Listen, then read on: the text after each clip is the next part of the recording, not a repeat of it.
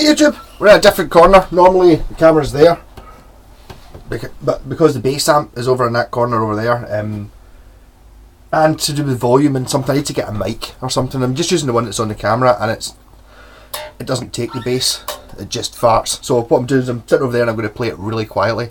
But this is, since I've been doing, you'll not be surprised, I've been doing buckfast guitars. So this was the last of the green paint. So this is a P bass, or it used to be a P bass, and it's now got a buckfast label on the headstock, and I painted it green and I painted the scratch plate yellow. So aside from being the Bucky bass, it's got the buckfast knobs on it as well. Yeah, look at the pickup. Yeah. And also it's a P bass, but it's got a 24 fret neck and it's got a two-side headstock, so it's pretty interesting already. This is a bit of an experiment for me. So these are 3 jazz bass pickups which have angle ground, so and then super glued together and wired them up. I could say I built it maybe. Yeah, so there's 3 coils and the centre one is reverse wound. So the way it's wired is the middle coil is permanently on. Or, well, no, it's not. Actually, this gets really confusing. So if you look at it this way, right, the middle coil is permanently on, so when you turn it on, this is not going to be up loud, so it doesn't fart.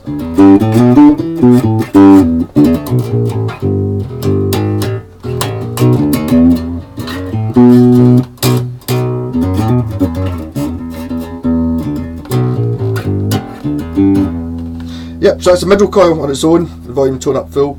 This switch, you pull it up, adds in this coil in series, so it's now a humbucker with the middle coil on this one. I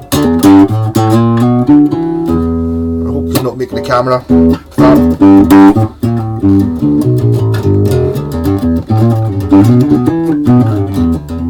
This is significantly louder than one coil on its own. And this other switch turns on the other coil. So that's actually now got all 3 acting as one pickup wired in series.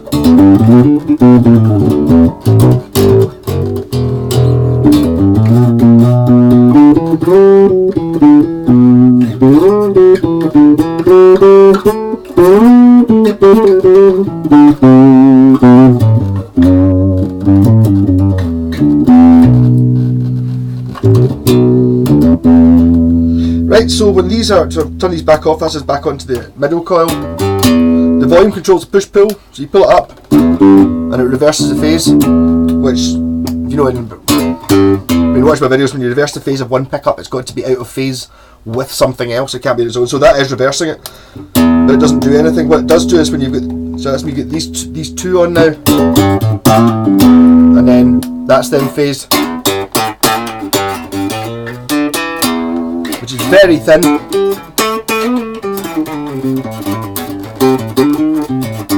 And you can turn on the other coil as well, so actually you get the 3 coils on in series with the middle one out of phase, which is even quieter.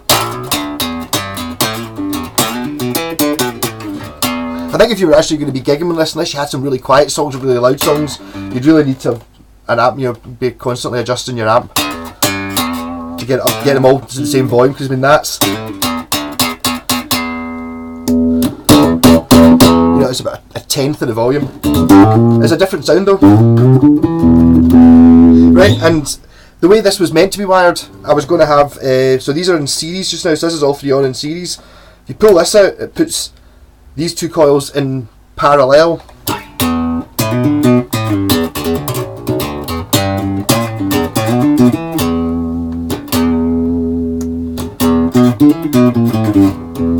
But unfortunately, actually I've just worked out while I'm discussing it there with you what it does there. So the plan was, it was like, you know, the middle coil was permanently on, but because of the way I've wired it, I mean, I would made up all this wiring, there aren't any diagrams for this sort of shit, you got to make it up. When I put them both in parallel mode, it cuts out the middle pickup. So if you're in parallel mode, right, if you're in parallel mode and both the switches are off, you've got the middle coil, it, but as soon as you turn on one of the other ones, right, so that's me turned on this one, the middle coil's turned off. And if you turn on this one, the middle coil's still off, but you get these two.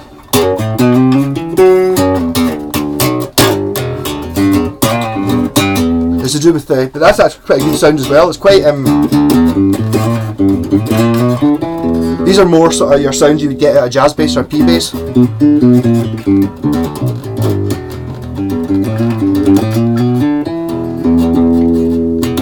Yeah, so if they're both off, you've got the middle coil. Well, yeah, so which is the same as if it's not on.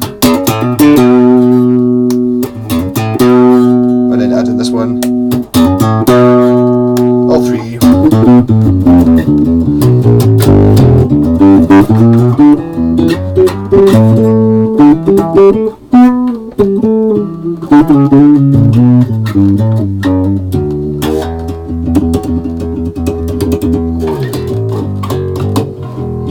I hope you can actually hear the bass in this video and it's not just the strings squeaking and stuff. It's really not very loud.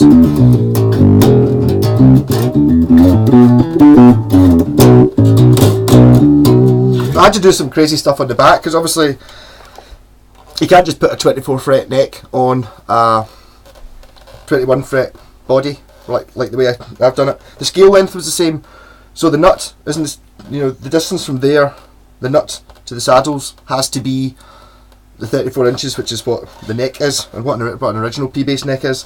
The difference here is obviously the other neck stops at 21, so it would be there where the neck pocket should be. So what I did was I had to move this whole neck this way, so the neck should stop there, but the whole thing, I had to route all this out in here and do some crazy contouring in the back to make it. I didn't touch the bottom horn, but the top horn I had to cut it away. It doesn't actually look that bad. This isn't a good place for the camera because I might hit the roof. You can see it's a wee bit lumpy, but that's just my style. Yeah, so there's the neck plate there. Yeah, I could have taken a bit more out of it, but I quite like that. You can get the 24 frets is obviously you can't really, well, you have to do a bit of that, but it's good for you if you want to just be, or even your finger tappy stuff. But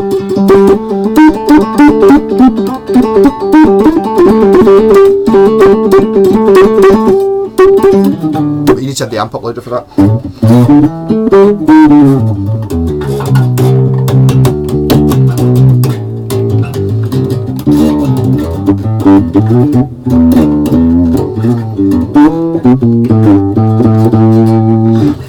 So I might have to have a wee, I'm going to have another wee look at my circuit diagram and see if there's any way I can make the middle pickup stay on when I'm in parallel mode.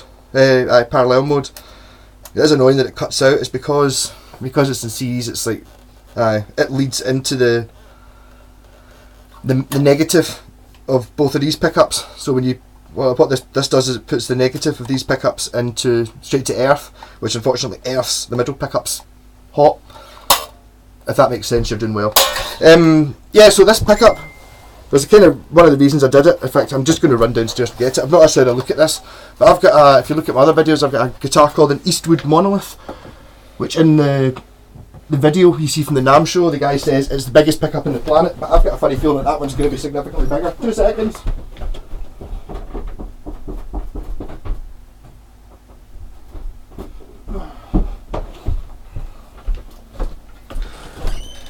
Yeah, so biggest pickup on the planet.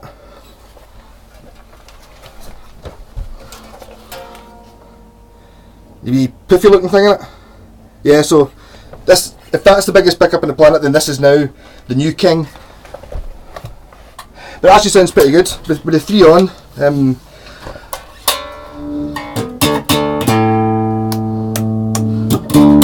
One fat bass. I'm going to just before I turn it off, I'm going to turn the volume up so I can enjoy playing it, even though I'm pretty sure it'll just make the room fart. Yeah, see, that amp really does have a, it doesn't really operate until you get to a decent volume.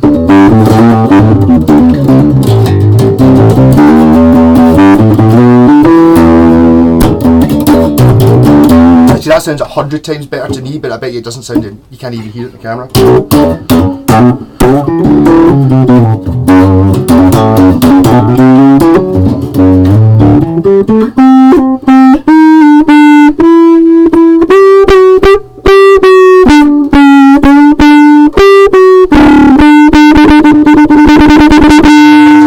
This is it on its thing, just middle call on its own.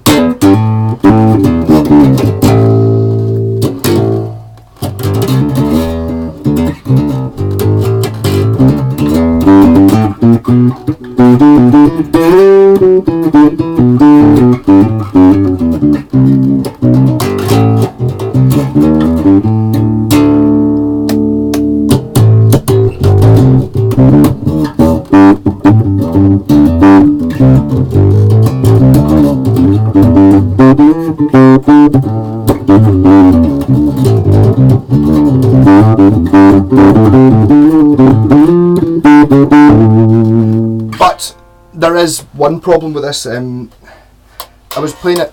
I stuck it together pretty much last night. I've been, the last couple of weeks I've had the idea of the 3 pickups and all that stuff. It all turned out to work. Apart from that, the phase thing, which still works, it just doesn't do exactly what I wanted it to. I think I need like a normal switch is 6 poles on it. I think I need one with 9 poles on it.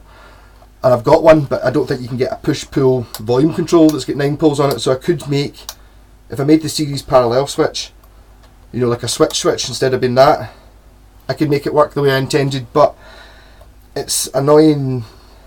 There's not really any space in a P base to put an awful lot of switches, and I couldn't have like the on switches. You couldn't have the switch and then a push-pull pop for that. It's not right. It's got to be the 2 switches for the 2 coils. But I can't sell this, I don't think, because the first band I was ever in, which we were called in fact we weren't called the Comfy Chair Up, we were called the Whitey. Yes, but that's Whitey as in puking, not Whitey as in like Nazis or anything like that, or Ku Klux Klan. But I didn't even own a bass at the time. I was in playing bass. It was the first time I ever played by a drummer, and I borrowed my pal Michael's Encore P bass, which is what this is, and this has been through the wars for years, and eventually I ended up with it probably about 10 years ago. It had been stripped and painted with a lumpy varnish and stuff, and it looked shit. And then it's been in my garage without a neck, because I used the neck for something else for the last 10 years.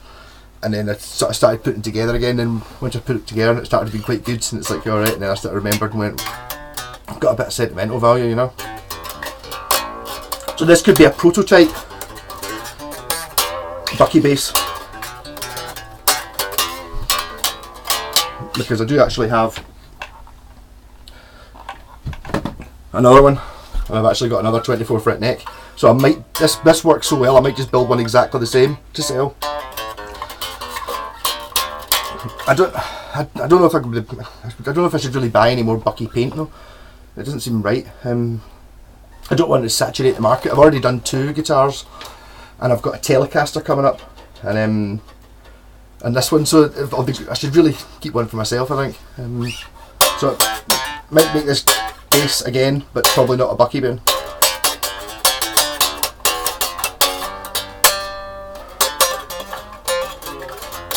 The neck comes off I bought it in the Barras. It was a Stag, horrible looking thing, like sort of your typical bass that just looks shit bass, and it was pink.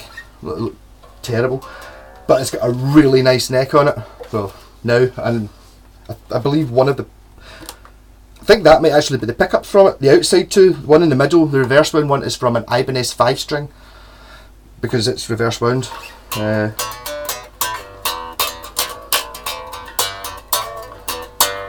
But it plays really well. I think I've just got a soft spot for P basses. Right, I've been on that for nearly 15 minutes. Rock and roll. So I will maybe have a Bucky Factory Telecaster up for grabs at the weekend. I might change my mind about the bass, but to be honest, I think I'm just going to have to keep it. That is pretty cool. Rockin'.